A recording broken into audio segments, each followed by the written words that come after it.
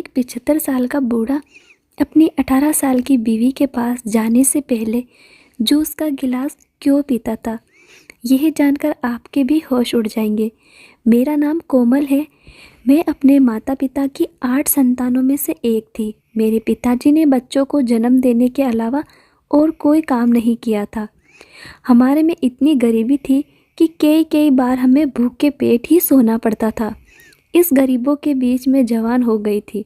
मैं अक्सर सोचती थी कि मेरे माता पिता के पास मेरी शादी करने के लिए भी पैसे नहीं हैं। शायद मुझे सारी ज़िंदगी इन्हीं हालात में गुजारनी पड़ेगी। मुझे लगा कि मैं अपनी पूरी ज़िंदगी यूं ही घर पर बैठी रह जाऊंगी। लेकिन एक दिन पिताजी घर आए और उन्होंने बताया कि उन्होंने मेरा रिश्ता तय कर दिया है। उन्होंने कहा कि अगली गली में जो राशन वाला है उससे मेरी शादी होगी। यह सुनते ही मैं शांत रह गई।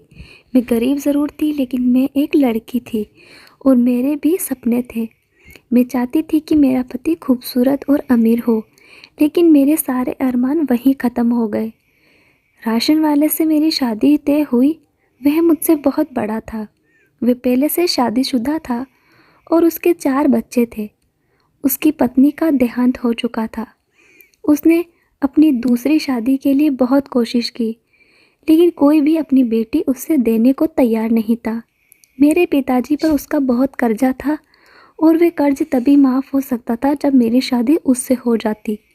इसीलिए मेरे पिता ने झट से इस रिश्ते के लिए हामी भर दी। मैं उस समय सिर्फ 18 साल की थी और वह 40 साल का था। मगर मेरे माता पिता तो इस शादी को ऐसा मान रहे थे जैसे कोई राजकुमार मुझसे शादी करने आ रहा हो। उन्होंने मेरी ज़बरदस्ती शादी उससे करवा दी। उसका नाम प्रकाश था। प्रकाश कोई बहुत अमीर तो नहीं था, लेकिन हमारे घर की तुलना में उसका घर ठीक ठाक था। उसके घर में खाने पीने की कोई कमी नहीं थी। उसके पास तो राशन की दुकान थी और अपना घर भी था। मैं मजबूरी में उसे अपना पति मानने को तैयार हुई, क्योंकि मेरे पास और कोई विकल्प नहीं था। प्रकाश के 3 बेटे और एक बेटी थी। शादी के बाद मैंने मन ही मंथन लिया कि मैं अपने पति को अपने काबू में रखूंगी, ताकि वह मेरी हर बात माने। मैं अपने पति के बच्चों को भी अपने काबू में करना शुरू कर दिया। मैं कोशिश करती कि वह अपने बच्चों से कम मिले। मैं सुबह बच्चों को जल्दी स्कूल भेज देती और रात में उसके आने से पहले उन्हें सुला देती। उसके बच्चे भी मेरी हर बात मानते थे और मुझसे पूछे बिना कुछ नहीं करते थे। मेरे पति अपने बच्चों का ध्यान रखता था, लेकिन अभी भी वह काफ़ी ताकतवर और ऊर्जावान था। वह रोज़ रात को केसर और बादाम वाला दूध पीता था और कहता था कि इससे शरीर में ताकत बढ़ती है। जब मेरी शादी हुई तो उसकी सबसे छोटी बेटी सिर्फ 2 साल की थी। मैंने ही उसे पाला था। उसके तीनों बेटे मुझसे बड़े थे। मैं चाहती थी कि जल्दी से माँ बन जाऊँ। मुझे ये खुशी जल्द से जल्द चाहिए थी, लेकिन मेरी शादी के 4 साल बीत गए और मैं माँ नहीं बन सकी। 4 साल तक मैंने उसकी औलाद को ही पाला पोसा। फिर एक दिन मुझे पता चला कि मैं बांझ हूँ और कभी माँ नहीं बन सकती। ये सुनकर मैं टूट गई। मुझे सबसे ज़्यादा इस बात की चिंता थी कि अब इस घर और इन दुकान का मालिक उसका खुद का बेटा बनेगा। समय गुजरता गया। मेरे पति के बड़े दोनों बेटे बाहर पढ़ाई करने के लिए चले गए। उसकी बेटी भी अब बड़ी हो गई थी और अपनी पढ़ाई पूरे करने के करीब थी। मेरे पति का सपना था कि वे अपनी बेटी को पढ़ाकर एक अच्छी पोस्ट पर पहुंचाएं। मैं उसकी बातों में हामी भरती रहती, क्योंकि जब से मुझे पता चला कि मैं बांझ हूँ, मैं उसकी औलाद को ही अपनी औलाद समझ लिया था। लेकिन मुझे नहीं पता था कि मेरी ज़िंदगी बर्बाद करने में मेरे ही पति का हाथ था। एक दिन वे अपने दोस्त से बातें कर रहे थे। मैं तभी घर आई थी और अब कमरे में जाने वाली थी जब मैं उसे मेरा नाम लेते सुना। मैं दरवाजे के पास रुक गई और उनकी बातें सुनने लगी। वे अपने दोस्त से कह रहे थे, कोमल अपने घर अपने माता पिता से मिलने गई है। उसने मेरे बच्चों की बहुत अच्छी परवरिश की है। अगर उसकी खुद की संतान हो जाती तो वह सिर्फ अपने बच्चे से ही प्यार करती और मेरे बच्चों को भूल जाती। इसीलिए मैं उसे ऐसी दवा देता हूँ जिससे वे कभी माँ बन न सके। ये सुनकर मेरे पैरों तले से ज़मीन खिसक गई। मेरे पति ने मेरा साथ इतना बड़ा धोखा किया था मैंने उसके बच्चों को अपना मान लिया था, लेकिन उसने मुझे ये सिला दिया। मैंने बदला लेने की ठान ली। मैंने उसके बड़े बेटे को फ़ोन किया और उसे कहा कि वह अपने पिता को अपने पास बुला ले ताकि वे काम में उसकी मदद कर सके। वैसे भी राशन की दुकान अब चलती नहीं थी। उसका बेटा मेरी बात मान गया और उसने अपने पिता को बुला लिया। अब मेरे पति बाहर चले गए और मैं उसकी 16 साल की बेटी के साथ घर पर अकेली रह गई। मैंने सोच लिया कि मैं अपना बदला लूँगी। मैं उसकी मासूम बेटी की शादी एक बूढ़े से ज़बरदस्ती करवा दी। वह बूढ़ा बहुत अमीर था और उसने शादी के बदले मुझे बहुत सारे पैसे दिए। मैंने ये शादी पैसे और बदला लेने के लिए की। 75 साल की उम्र में भी वह बूढ़ा अच्छी सेहत का मालिक था। उसे देखकर कोई नहीं कह सकता था कि वह 75 साल का है। जब वह मेरे घर आया तो मैंने उससे पूछा, तुम्हारी सेहत का राज क्या है? हमें भी बताओ, क्योंकि तुम तो कहीं से भी 75 साल के नहीं लगते। उसने मुस्कुराते हुए कहा, ये एक खानदानी राज है। इस राज को राज ही रहने दो। मैंने उससे कहा, शादी के बाद मैं तुम्हारे बंगले में ही रहूँगी। मैं चाहती थी कि कुछ दिन अमीरों जैसी ज़िंदगी जी सकूं। मेरी सौतेली बेटी जो 16 साल की मासूम लड़की थी, मेरी हर बात मानती थी। उसने मेरे कहने पर इस बूढ़े से शादी कर ली और अपने पिता को इसकी भनक तक नहीं लगने दी। शादी की पहली रात मैंने देखा कि वह बूढ़ा कमरे में जाने के बजाय किचन की तरफ जा रहा है। यह देखकर मैं हैरान रह गई। मैं छिपकर उसका पीछा करने लगी। मैंने देखा कि वह किचन में जाकर जूस बना रहा है। यह देखकर मुझे बहुत हैरानी हुई। लोग तो शादी की पहली रात दूध पीते हैं, लेकिन ये बूढ़ा जूस पी रहा है। जूस पीने के बाद अपने कमरे में चला गया। उस बूढ़े का कोई नज़दीकी रिश्तेदार नहीं था, सिर्फ एक भतीजा था जो उसकी शादी में आया था और शादी के बाद वापस चला गया था। शादी की रात उसका जूस पीना मुझे असामान्य लगा। धीरे धीरे मैंने नोटिस किया कि वह रोज़ अपनी कम उम्र और जवान पत्नी के पास जाने से पहले जूस का एक गिलास पीता था। एक दिन मैंने उसे दोपहर में जूस का गिलास दिया तो उसने हंसते हुए कहा, सासू माँ, मैं जूस नहीं पीता। उसकी इस बात पर मुझे बहुत गुस्सा आया, लेकिन मैंने कुछ नहीं कहा। वह मुझसे उम्र में बड़ा होने के बावजूद मुझे ऐसी बात करता था जैसे मुझे छोटा हो। अगर वह जूस नहीं पीता तो रात को अपनी पत्नी के पास जाने से पहले क्यों पीता था? यह सवाल मुझे परेशान कर रहा था। एक रात मैंने फिर से छिपकर देखा। उसने अपने लिए जूस बनाया और उसमें एक पुड़िया डालकर उसे एक ही सांस में पी गया। तब से मैंने नोटिस किया कि शादी के बाद से वह बूढ़ा और ज़्यादा जवान दिखने लगा था। उसके पैर कब्र में लटके हुए थे, लेकिन फिर भी वह अपनी नई नवेली दुल्हन के साथ रोज़ घूमने निकल जाता था। यह सब देखकर मैं चौंक गई। मैंने उसकी नौकरानी को पैसे दिए और उससे सच्चाई जानने की कोशिश की। वह बोली, मैडम, ये सब उसे जूस का कमाल है जो साहब रोज़ रात को पीते हैं। जब भी शादी करते हैं तो हर रात अपने कमरे में जाने से पहले जूस पीते हैं। मैं नौकरानी से पूछा, क्या तुम्हें पता है वे जूस में कौन सी पुड़िया डालते हैं? उसने कहा, हाँ, मैंने कई बार देखा है कि वे जूस में कुछ मिलाते हैं, लेकिन मैं नौकरानी हूँ, उनसे कैसे पूछ सकती हूँ? हो सकता है कि ये मर्दाना ताकत की दवा हो ताकि वे अपनी जवान बीवी को खुश कर सके। पहले तो मैं भी यही सोचा कि वे ताकत बढ़ाने की दवाई पीता होगा, लेकिन पता नहीं क्यों मुझे अपनी सोच पर शक होने लगा। मेरी 16 साल की बेटी भी उस बूढ़े के साथ बहुत खुश लगने लगी थी। वह हर दिन उसके साथ बाहों में हाथ भी डालकर घूमने जाती थी। एक दिन मैं अपने पति को फ़ोन करके ये बताने वाली थी कि उनकी बेटी ने 75 साल के बूढ़े से भागकर शादी कर ली है। तभी मेरी बेटी मेरे कमरे में आ गई। उसके हाथ में हीरो का हार था। उसने मुझसे कहा, माँ, पिताजी को कुछ मत बताइए। अगर उन्होंने हमारी शादी के बारे में जान लिया तो वे मुझे यहाँ से ले जाएंगे। मैं अपने पति के साथ बहुत खुश हूँ और उन्हें छोड़कर नहीं जाना चाहती। आप ये हीरो का हार ले लीजिए और चुप रहिए। मैं हीरो के हार के लालच में आकर अपनी जुबान बंद रख ली। मैं भूल गई थी कि मैं अपनी बेटी की शादी अपने पति से बदला लेने के लिए करवाई थी। उस रात भी बूढ़े ने रोज़ की तरह जूस बनाया और उसमें वही पुड़िया मिलाई। मैंने सोचा कि हो सकता है वह मर्दाना ताकत बढ़ाने की दवाई हो, लेकिन अगर ऐसा था तो मेरा बदला अधूरा रह जाता। इसलिए मैंने अपनी बेटी से कहा, तुम अपने पति को रात में दूध दिया करो, इस उम्र में वह जूस पिएगा तो उसकी सेहत खराब हो जाएगी। उसने पूछा, दूध के अलावा क्या नहीं पीना चाहिए? इतने मेरी नज़र उसके बेड पर पड़े शॉपिंग के सामान पर पड़ी। ब्रांडेड कपड़े, जूते और मेकअप देखकर मेरी आंखें फटी की फटी रह गई। मैंने उससे कहा, अपने पति से थोड़ा दूर रहो और जितना माल समेट सकती हो समेट लो। मैं तुम्हारा सामान सेट कर देती हूँ। सामान सेट करने के बहाने मैंने उसके कमरे में वह पुड़िया ढूंढने की कोशिश की, लेकिन वह कहीं नहीं मिली। नौकरानी ने बताया था कि वह जूस खुद ही बनाता है और किसी को देखने भी नहीं देता। अब मैं ये जानने के लिए बेताब थी कि वह जूस में क्या मिलाता है। अगर वह ताकत बढ़ाने की दवाई है तो मेरा प्लान पूरा नहीं होगा। मुझे उसकी चाल का राज जानना ही था। पहले भी नौकरानी ने बताया था कि साहब हमेशा से ऐसा ही करते थे। ये सुनकर मैं घबरा गई। मैं नहीं चाहती थी कि मेरी बेटी को कोई औलाद हो।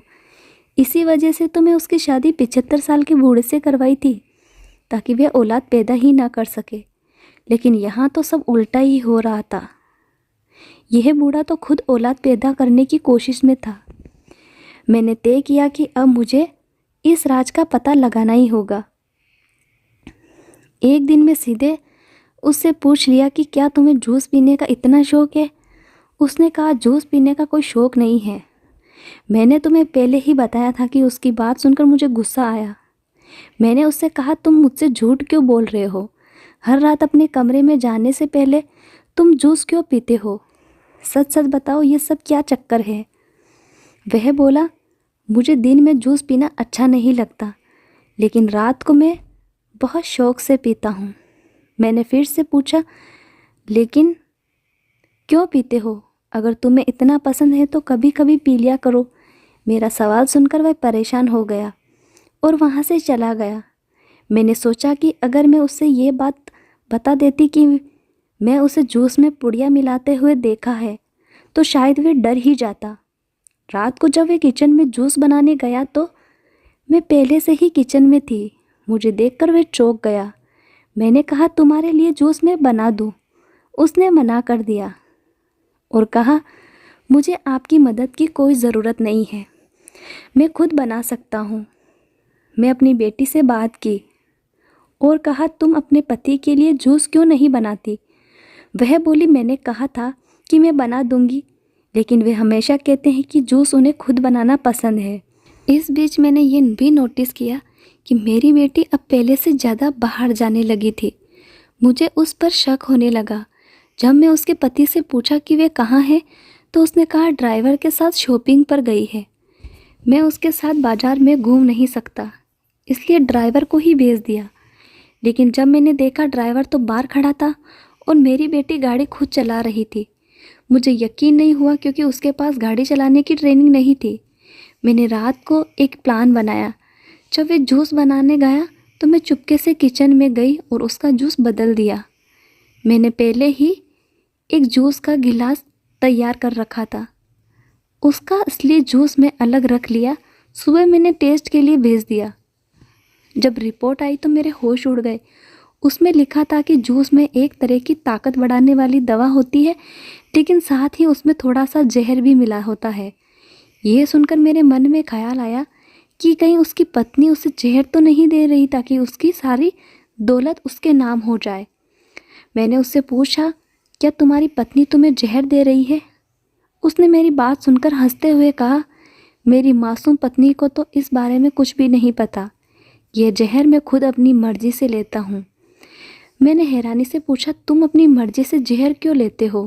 क्या तुम अपनी जान देना चाहते हो? उसने जवाब दिया, मैं जानता हूँ कि मैं क्या कर रहा हूँ, लेकिन अगर तुम सच जानना चाहती हो तो खुद इसका पता लगा लो। अगर देर हो गई तो शायद तुम कुछ भी ना समझ पाओ। उसकी बातों ने मुझे और उलझा दिया। मुझे लगने लगा कि इस पूरे मामले में और भी कुछ गहरा राज छिपा है। उसकी बातें सुनकर मैं उसके कमरे से बाहर आ गई। उसकी बातें मुझे बहुत अजीब और बेकार लग रही थी। मैंने बड़ी मुश्किल से इस जूस के राज का पता लगाया था, लेकिन अब ये समझना और मुश्किल हो गया था कि वे बूढ़ा ये सब क्यों कर रहा था। मुझे वह आदमी मानसिक रूप से असामान्य लगने लगा। मैंने सोचा कहीं उसने मेरे खाने में भी कुछ मिला तो नहीं दिया। इस बात का शक होते ही अगले ही दिन मैं डॉक्टर के पास अपने चेकअप के लिए चली गई। वहाँ मेरी नज़र मेरी सौतेली बेटी पर पड़ी। इससे पहले कि मैं उससे बात कर पाती वह वहाँ से गायब हो गई। मुझे लगा शायद मेरी नज़रों का धोखा होगा। आखिर मेरी बेटी वहाँ क्या कर सकती है। डॉक्टर ने मुझे बताया कि मेरी सेहत बिल्कुल ठीक है। मैं भगवान का शुक्र अदा किया। वैसे भी मेरी उम्र अभी करने की नहीं थी, मैं केवल 25 साल की थी। लेकिन अब मुझे अपने किए पर पछतावा होने लगा था। अपने पति से बदला लेने के चक्कर में मैंने उसकी बेटी को तो फंसा ही दिया था, साथ ही खुद को भी मुश्किल में डाल दिया था। रास्ते में मैं फिर अपनी सौतेली बेटी को देखा। मैंने जल्दी से ऑटो रुकवाया और ड्राइवर से कहा, उस गाड़ी का पीछा करो। मुझे ये सब देखना था कि मेरी बेटी आखिर जा कर रही है। पीछा करते करते मैं उस अस्पताल तक पहुंच गई जहां से कुछ देर पहले मैं अपना चेकअप करा कर गई थी। तब मुझे यकीन हो गया कि मेरी नज़रें धोखा ही नहीं खा रही थी, वह सच में वही है। सवाल यह था कि वह हॉस्पिटल क्यों आई थी। क्या उसे भी अपने पति की सच्चाई का पता चल गया था। वह गाड़ी से उतरी और उसके साथ एक लड़का भी उतरा। पहले तो मैंने उस लड़के को पहचाना नहीं, लेकिन जब ध्यान से देखा तो मेरी आंखें फटी की फटी रह गई। वह लड़का कोई और नहीं बल्कि उसके पति का भतीजा था। अब मुझे पूरी बात समझ आने लगी। हो ना हो मेरी बेटी और वह लड़का एक दूसरे को पसंद करते थे। शायद इसी वजह से उस बूढ़े आदमी ने ये सब कुछ किया। मैंने उन दोनों का पीछा किया और उनकी बातें छुपकर सुनी। वह लड़का मेरी बेटी से कह रहा था, तुम चिंता मत करो, मैं तुम्हें कुछ नहीं होने दूंगा। थोड़ी देर बाद मेरी बेटी डॉक्टर के केबिन से बाहर आई। जैसे ही उसने मुझे देखा उसके होश उड़ गए। उसने डरते हुए पूछा, माँ आप यहाँ। मैंने उससे पूछा, तुम यहाँ हॉस्पिटल क्यों आई हो, क्या हुआ है। वह रोने लगी और कहने लगी, माँ मुझे ये खतरनाक बीमारी हो गई है, मेरी नसों में जहर फैल रहा है। मुझे नहीं पता कि ये जहर मेरे शरीर में कैसे आ रहा है। मैंने उसे बताया ये सब तुम्हारे पति की वजह से हो रहा है। उसे पता चल गया है कि तुम उसे धोखा दे रही हो। वह खुद भी जहर पीता है और तुम्हें भी देता है। मेरी बात सुनकर वह चौंक गई। वह कहने लगी, मुझे नहीं पता था कि मेरे पति को सब कुछ पता चल गया है। लेकिन माँ ये सब आपकी वजह से हुआ है। आपने बदला लेने के लिए मेरी ज़िंदगी बर्बाद कर दी। उसकी बातों ने मुझे सोचने पर मजबूर कर दिया। वह कहने लगी, मैंने आपको हमेशा अपनी माँ मन से माना है। आपके पति ने आपको औलाद का सुख नहीं दिया तो आपने मुझसे बदला लिया। आपने मेरी शादी एक बूढ़े आदमी से करा दी। उसने मर्दाना ताकत की दवाई खाकर खुद को जवान दिखने की कोशिश की। लेकिन माँ मेरे भी कुछ सपने थे। फिर उसने बताया कि वह अपने पति के भतीजे को पसंद करने लगी थी। उनकी मुलाकातें बढ़ी और उनके दिल के अरमान जाग गए। उसे अंदाज़ा नहीं था कि उसके पति को ये सब पता चल जाएगा। उसने ये भी कहा, मेरे पति ने मुझसे कहा है कि वे हर काम कम उम्र पत्नी को अपने साथ बढ़ने के लिए ऐसा करते हैं। धीरे धीरे वह जहर देकर उसे मार डालता है, लेकिन उसके शरीर को इस जहर की आदत हो गई है, इसीलिए उस पर इसका असर नहीं होता। यह सुनकर मैं हैरान रह गई। मेरी बेटी की ज़िंदगी बर्बाद करने वाली कोई और नहीं बल्कि मैं खुद थी। मैंने अपनी बेटी से माफ़ी मांगी और उससे वादा किया कि मैं सब कुछ ठीक कर दूंगी। मैं उसका इलाज एक अच्छे डॉक्टर से करवाया। समय रहते जहर का पता चल गया था, इसीलिए वह कुछ महीनों में ही ठीक हो गई। उधर उसके पति को लकवा का अटैक हुआ और वे कुछ ही दिनों में चल बसे। उसकी मौत के बाद सारी संपत्ति मेरी बेटी के नाम हो गई। कुछ समय बाद मैंने अपनी बेटी की शादी उसके पसंद के लड़के से करवा दी। मैंने खुद भी अपनी गलतियों से सबक लिया। मैंने अपने पति से तलाक ले लिया और एक अच्छे इंसान से शादी कर ली। मेरी नई ज़िंदगी खुशहाल थी। मेरी बेटी भी अपने नए जीवन साथी के साथ खुश थी। मुझे खुशी है कि समय रहते मैंने अपनी गलती का एहसास किया। दोस्तों, अगर आपको ये कहानी पसंद आई हो तो इसे लाइक करें, चैनल को सब्सक्राइब करना ना भूलें और बेल आइकन दबाएं ताकि हमारी अगली कहानी सबसे पहले आपको मिले। धन्यवाद।